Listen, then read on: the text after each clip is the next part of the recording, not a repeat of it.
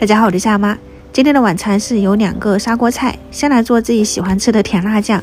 我是看了一个纪录片，自己的理解哈，我混合了2种不同的辣椒粉，一个辣度，一个是颜色好看。然后这个的话呢是黄豆酱，后面不够了我就加点普林豆酱，只要发酵过的豆酱都可以。还有这种醪糟，或者是你直接用甜酒汁，它那个辣酱的颜色和那个粘稠都会更好。再加一点这个麦芽糖浆，食用盐调味，给它们混合在一起就可以了。我这个状态是有点干的，然后我看到它那个颗粒有点大，然后里面有豆酱嘛，我就用擀面杖给它捶了一捶，比较细腻一点了。如果你们想要自己做的话，你就自己去试一下味道。想要那种粘稠度更好，那你就多放一点甜酒汁跟那个麦芽糖浆。今天买了一个白萝卜，我准备用这个剩下来的酸水来做那个酱萝卜皮，里面加了一点白糖、生抽，然后就是加入那种凉白开，给它们搅拌均匀哈，自己试一下，就是咸淡适中了，你就可以往里面加东西了。这个酸水这个流程有点长啊，因为我们是腌了黄瓜，然后就着那个酸水，然后又腌了那个蒜苔跟辣椒的。这个东西如果你天天看我，那可能会知道，不会的话你可能要往前面看几期了哈。把那个萝卜皮削下来以后切成段放进去，随手腌的这种萝卜皮还有辣椒酱就搞定了。萝卜心我是拿它来炖一个牛尾骨，刚好也是昨天就到了的，这应该是一整根，有4斤多吧，应该是4斤。然后就是有肥有瘦，我今天只吃一小部分，齐齐哈尔的，味道还是不错的。冷水入锅，加入葱姜米酒，焯一下水，然后先给它捞出来，不用过水哈，比较干净。就油锅里面稍微煎一下，把那个牛油煎出来，味道会更香。我放了一点葱姜、花椒、香叶，淋上酱油、生抽这一些，给它上一个颜色，再淋入开水就可以直接炖煮了。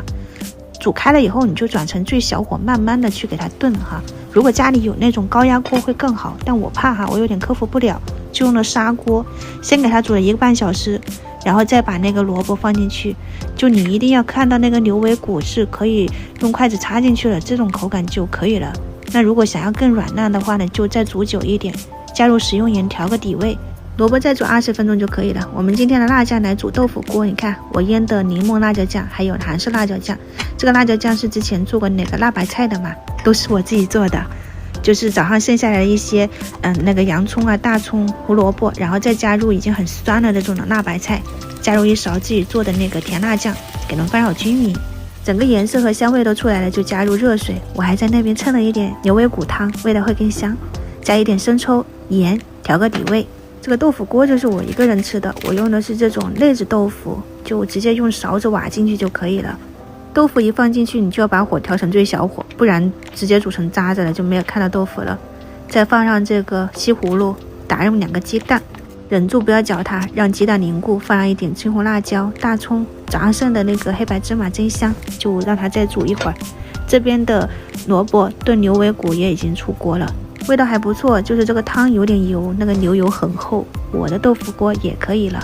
然后再来做一个凉拌皮蛋，放了一点剁辣椒，然后陈醋，很简单。我们自己家里面的那种剁辣椒有点酸味了的。这边鸡蛋凝固的刚刚好，里面还很嫩。我的7月大蛋已经回来了，所以今天的菜有点多。再来炒一个这种青菜吧，应该叫藜蒿，放一点蒜末、猪油，稍微炒到颜色断生了以后，就加入食用盐，翻炒一下就可以了。很简单的一道青菜，就我们家基本上就是不管做什么菜都有一个绿色的菜。我们今天的晚餐供大家参考一下。牛尾骨很香，很有嚼劲，可能炖的还不够软烂，也算是给他们锻炼一下牙口了，不管了。然后水果是这个羊角蜜。我们今天就分享到这里啦，感谢大家，明天早上再见，拜拜。